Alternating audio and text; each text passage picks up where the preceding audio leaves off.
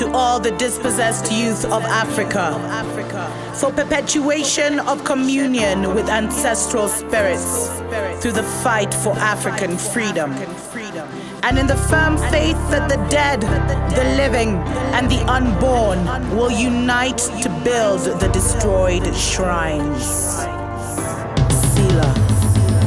Hello and welcome, beloveds, to another episode of Wake Up Africa. My name is Dr. Mumbi Saraki. How you doing?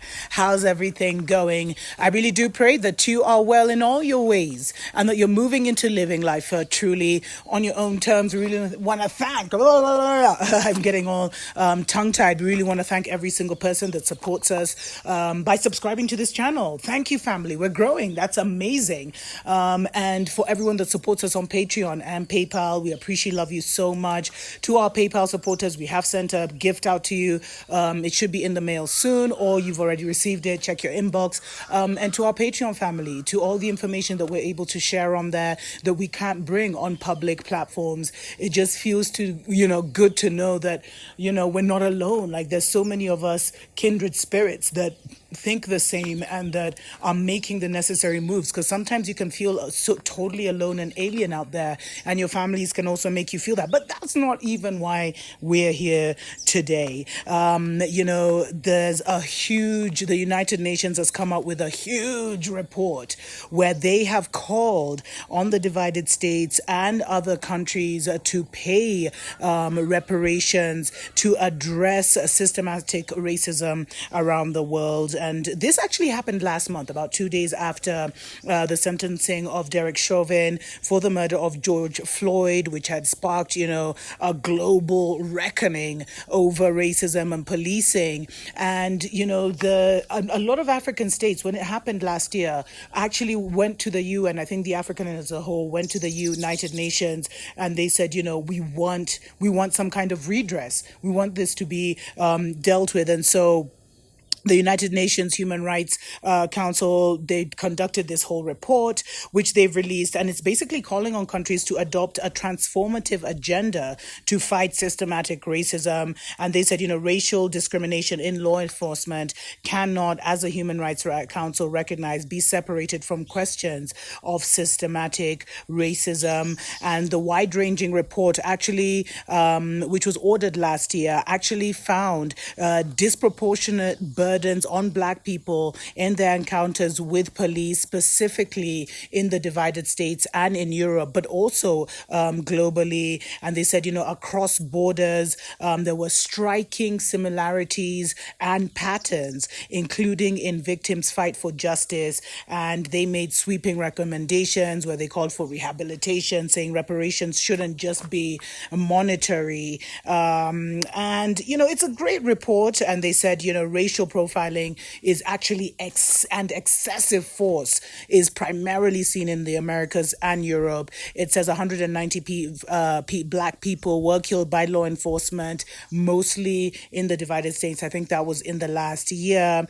And they said, that they called on European nations and the divided states to start dismantling racism and to show Africa that, what are they saying? I'm calling on all states to stop denying and start dismantling and, racism, to end impunity and build trust, to listen to the voices of people of African descent and to confront past legacies and, deliver redress. But the UN really doesn't have any implementation power, unfortunately, although this has been a very damning report. So many people were releasing statements. There's this guy Jamil Dakwa, he's of the American Civil Liberties Union, and he said, this historic report provides a blueprint for the United States and other countries to begin reckoning with the long history of systematic racism that permeates through policing and other state violence and structural discrimination against Black people. Do you think they're doing this because they know what time it is? Because they know who's here? Because they know that justice will be served whether they release a report or not? Because, the racism has been, an excessive force by the police has been going on for several years. Does this report really mean anything? I mean, the UN also, ordered the US to pay reparations to black people, saying the reparations shouldn't just be monetary. It should also include rehabilitation, counseling, job opportunities, etc., etc. Sounds like they're trying to fix a broken system that can't be fixed. But the reason this is happening, beloveds, these are all signs of the times that we are in. I told you, Babylon loves to hijack a revolution, to hijack a movement of a people. So just before you're about to fight for your liberation, Babylon will come and hire actors, literally, to make it look like, it's part of the liberation, like that is the true liberation. There's always a false and a real. And Babylon is always behind the false. They'll copy paste. That's why we have to start to move in silence so much, Move in silence and then only keep company, especially if you're going to take revolutionary acts, only keep company of those that you can trust.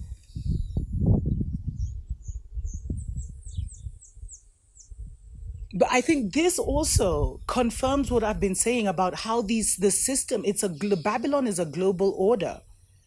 The police, they all have similar uniform. They're all trained in the same way. So it's not like the police in the divided states are any different from the police in Kenya. It's a global spirit, beloveds. It's a global system. That's why they all have the same name. Whether you're here, whether you're in Tanzania, whether you're in Ghana, it's all police. Whether in Germany, whether it's Polizia, it's all the same. It's a spirit, beloveds. It's one of the Babylon spirits, just like army. It's all the same, beloveds.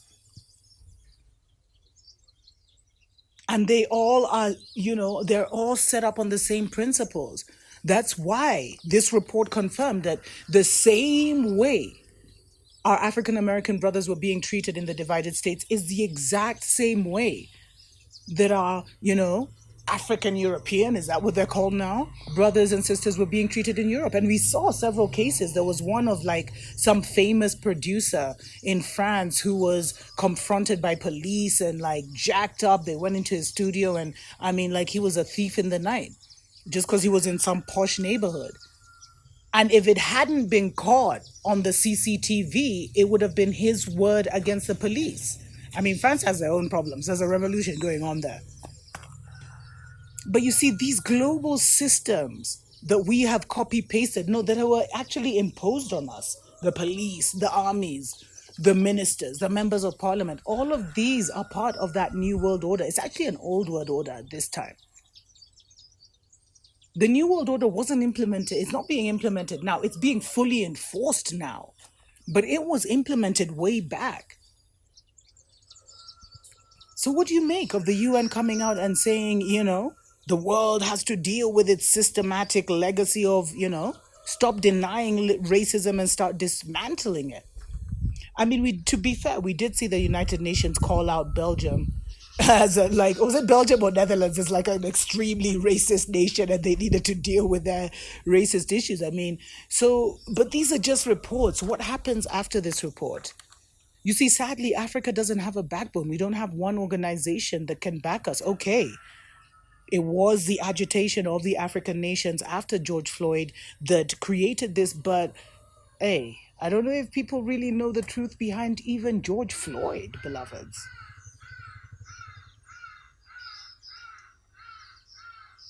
Did it really go down the way it went down? Or did he represent and everything that happened after him the hijacking of a revolution that was coming to America anyway?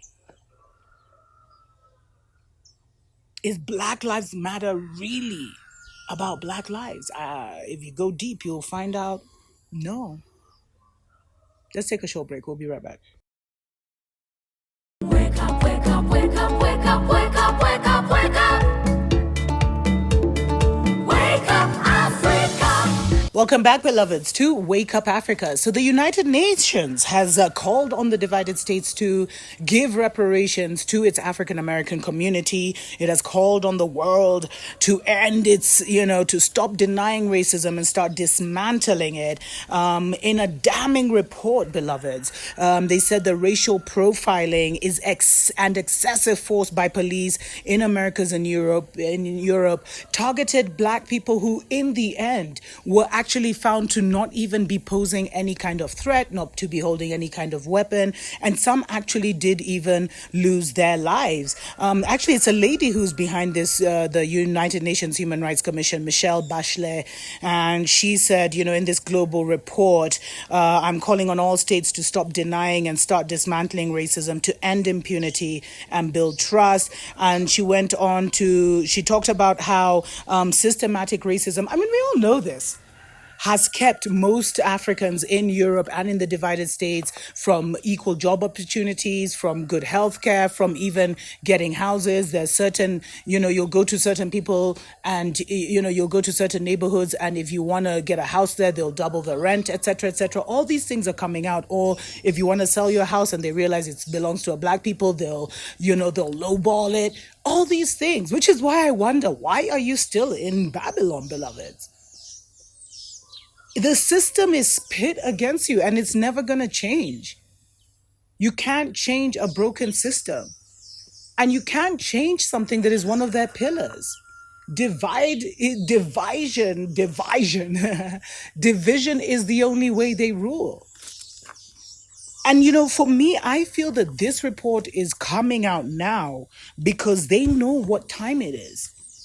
They know what time it is among the black people. And that's why, even if you look closely at what happened last year with George Floyd, did you even know that his mural was struck down by lightning? And Trump's son was like, God is trying to tell us something. Maybe he is, or she is. Anyway. But beloveds, I really believe the revolution of the melanated people was hijacked last year. And it did get a lot of traction. It did wake up a lot of people to the, discrimination against our people. It triggered the UN to create this report. But, it's like a report where countries are being urged to dismantle racism. There's no real, we don't have any power as a melanated nation. So they don't see the consequences physically. But let me tell you something. With all of these gestures, it's all to keep the people distracted, like things are going to change and something's going to happen. Because you know what time it is? It's a time of truth. It's a time of redemption. It's a time of justice. It's a time of revolution. But we're not going to get our justice physically through the avenues that created the injustice to begin with, beloveds. And I know, like, for example, so many of our African American brothers and sisters are waiting for those reparations. I wouldn't wait. So many are waiting for justice and retribution. It's not going to happen, beloveds. Because they thrive because they've put us down. They thrive because we're down here. That's how they've created the system. We can all thrive together. And there's been a very interesting theory about, did this whole pandemic happen because Africa was rising at such a rapid rate and we were going to take over the game? So you end the game abruptly like a spoiled child because all of a sudden, your opponent is about to take over the game. But these things, these reports and everything, they confirm what we already know, but we need to stop waiting for physical retribution. They have to say this at such a time as this. Because it's time, beloveds. It's time for our restoration. Whether we like it or not, whether they like it or not, whether we're prepared or not, no matter what they do, Africa rules next. It cannot be changed. It cannot be, ritualed out. It cannot be destroyed. It can't. Africa rules next, and that rulership begins today. Tuko pamoja.